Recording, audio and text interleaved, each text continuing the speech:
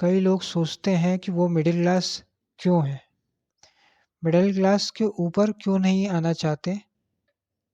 आज इस वीडियो में चर्चा करेंगे कि मिडिल क्लास क्या गलत कर रहा है और उसमें क्या क्या सुधार कर सकते हैं। मिडिल क्लास ट्रैप से कैसे बाहर निकलें और कैसे फाइनेंशियल फ्रीडम को अचीव करें। मिडिल क्लास क्यों लोअर क्लास से भी नीचे जा सकते हैं और लोअर क्लास भी मिडिल क्लास से बेटर कर सकता है और अमीर हो सकता है, जानेंगे इस वीडियो में। नमस्कार, मेरा नाम है अक्षय और आप देख रहे हैं उद्यम ज्ञान। आपने ऋषिकेश मुखर्जी की पुरानी फिल्में में मिडिल क्लास देखा होगा, जिसमें गाने होते थे थोड़ा है थोड़े की ज़रूरत है। पहले मिडिल क्लास एक फॉर्मूले पर चलती थी, सरकारी नौकरी लग जाती थी, बैंक में एफडी में 9% का इंटरेस्ट रेट मिलता था और इन्फ्लेशन रेट 5% से होता था। हम दो हमारे दो होते थे। लेकिन आज के समय में वो फॉर्मूले नहीं चलते हैं। तो मिडिल क्लास किस बारे में ज़्यादा चिंता कर रहा है, आज चर्चा करेंगे। पहली चीज़ जिस पर मिडिल क्लास बहुत ज़्यादा फोकस करता है, वह है बच्चों की एजुकेशन। आज के समय में टेक्नोलॉजी हर 3 साल में बदलती रहती है। पहले क्लाउड आया, फिर ब्लॉकचेन, फिर आर्टिफिशियल इंटेलिजेंस आया। आगे कुछ नया आएगा और एजुकेशन सिस्टम में इतनी तेज़ी से बदलाव नहीं आएगा। आपका लड़का अगर इंजीनियरिंग किया हुआ है, तो माइक्रो प्रोसेसर जो सब्जेक्ट उसने पढ़ा है, उसका आज के समय में नौकरी में क्या यूज़ है? बताइए। जहाँ आज 90 वाला नौकरी करता है, वहीं 60 वाला भी करता है। मिडिल क्लास को कुछ बनने की बड़ी बीमारी है कि मेरे लड़के को कुछ बनाऊँगा। जो उसको बनना है वो वही बनेगा। अगर वो बड़े होकर स्टैंड अप कॉमेडियन बनना चाहता है, यूट्यूबर बनना चाहता है या फिर एनिमेशन करना चाहता है, तो वो वही करेगा। आप कुछ भी सोचो। और ये सारे जॉब्स में बहुत पैसा है। शर्मा जी ने अपने लड़के को कोटा भेजा, तो इसका मतलब ये नहीं कि आप भी अपने लड़के को कोटा भेजो। लोगों की ये सोच भी है कि सभी मिडिल क्लास पेरेंट्स को अपने लड़के को कलेक्टर बनाना है, इसलिए उनका बच्चा 30 साल तक सिर्फ एग्ज़ाम की तैयारी ही करता है और फिर वो नीट की कैटेगरी में आता है।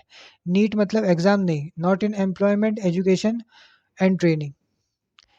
ऐसे में वो तो अपने आप को एस्पिरेंट समझ रहा है, लेकिन उसका जीडीपी में कोई भी कंट्रीब्यूशन नहीं है और 30 साल के बाद वो प्राइवेट जॉब भी नहीं कर सकता और उसको या तो शर्म आएगी या फिर उसके पास वो स्किल सेट होगा नहीं, या फिर कंपनी वाले गैप देखकर लेंगे ही नहीं। इसलिए आप बच्चों को सॉफ्ट स्किल सिखाओ और इंडिपेंडेंट बनने के लिए प्रेरित करो।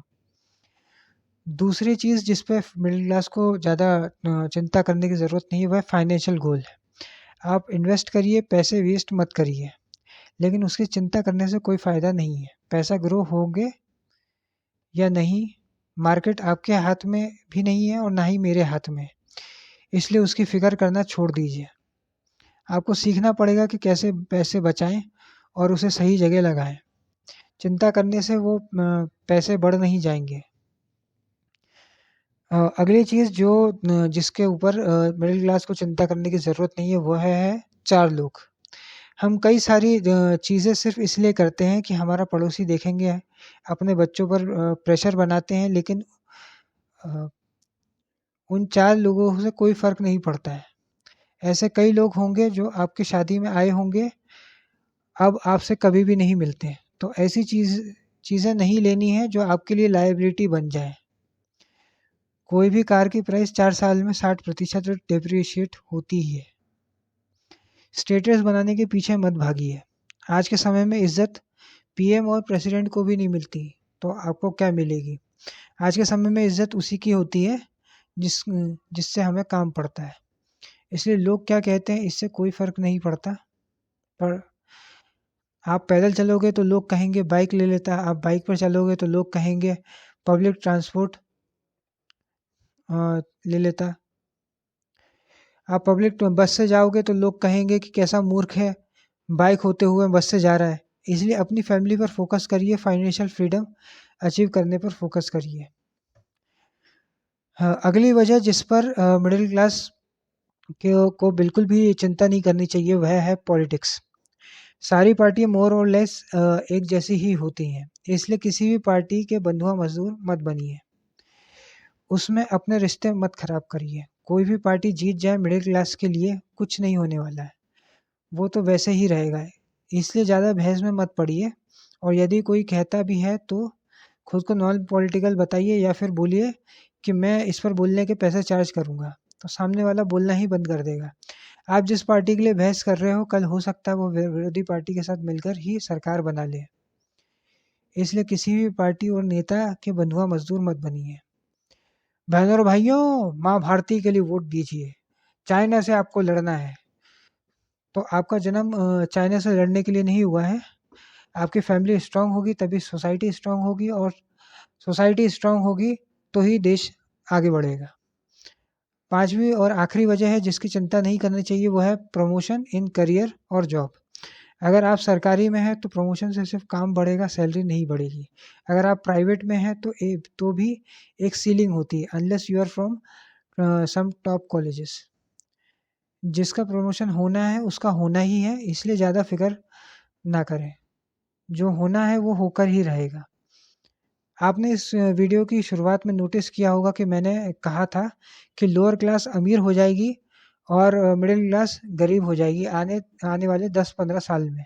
अब इसको समझते हैं कैसे। गरीब घर का लड़का कोई भी काम कर सकता है, तो वो 17-18 साल की उम्र में सुबह होकर हॉकर बन जाएगा और घरों में न्यूज़पेपर देगा। उसके बाद कार साफ करेगा, फिर ओला उबर का ड्राइवर बन जाएगा, और उसके बाद स्विगी ज़ोमैटो का डिलीवरी बॉय का काम भी कर सकता है। अगर एक काम के उसको 10-12 हज़ार मिल रहे हैं तो 4 कामों के 48,000 उसको मिलेंगे, और 4-5 साल में वो कहाँ से कहाँ पहुँच जाएगा। क्योंकि टैक्स वो देगा नहीं, उसके बच्चे सरकारी स्कूल में पढ़ेंगे, सरकारी अस्पताल में अपना इलाज करवाएंगे। दूसरी तरफ मिडिल क्लास को पढ़ने का बहुत शौक होता है, इसलिए वो 28 साल तक पढ़ता ही रहता है। उसके बाद उसे नौकरी वैसे भी नहीं मिलती। अगर आपके बच्चे के पास फ़ोन 1 लाख का रखता है और उसकी सैलरी 30,000 की है, तो उसका मोरल वैसे भी डाउन हो जाएगा। और छोटा काम मिडिल क्लास वाले करेंगे ही नहीं, बड़ा काम इनको मिलना नहीं है, इसलिए ये अगले 10-15 साल में गरीब हो जाएंगे। इनका माइंडसेट भी वैसा ही है, इन्हें बस रोने में मज़ा आता है या फिर दूसरों की बर्बादी देखने में मज़ा आता है। मिडिल क्लास वाले कहते हैं कि सेकंड और थर्ड जनरेशन बर्बाद कर देती है सारी वेल्थ। तो एक ऐसी दुकान है चांदनी चौक में जिसको किसी ने 1890 में बनाया था, और वो 6 पीढ़ी के बाद भी चल रही है। इनके बच्चे फिर मिडिल क्लास के जो बच्चे होते हैं वो पुणे और बेंगलोर में काम करते हैं, और ये खुद ही 60 के बाद एक दूसरे को मैसेज कर रहे होते हैं कि एक बाप 4 बच्चों को पाल सकता है, लेकिन 4 लड़के एक बाप को नहीं संभाल सकते। जब आपने उसे सारी सही चीज़ें सिखाई ही नहीं, बिजनेस माइंडसेट डेवलप किया ही नहीं है, तो वो कैसे करेगा। अब ये थे मेरे विचार, थोड़े कड़वे हो सकते हैं, लेकिन आपने इस पर काम किया तो आप आगे निकल जाएंगे।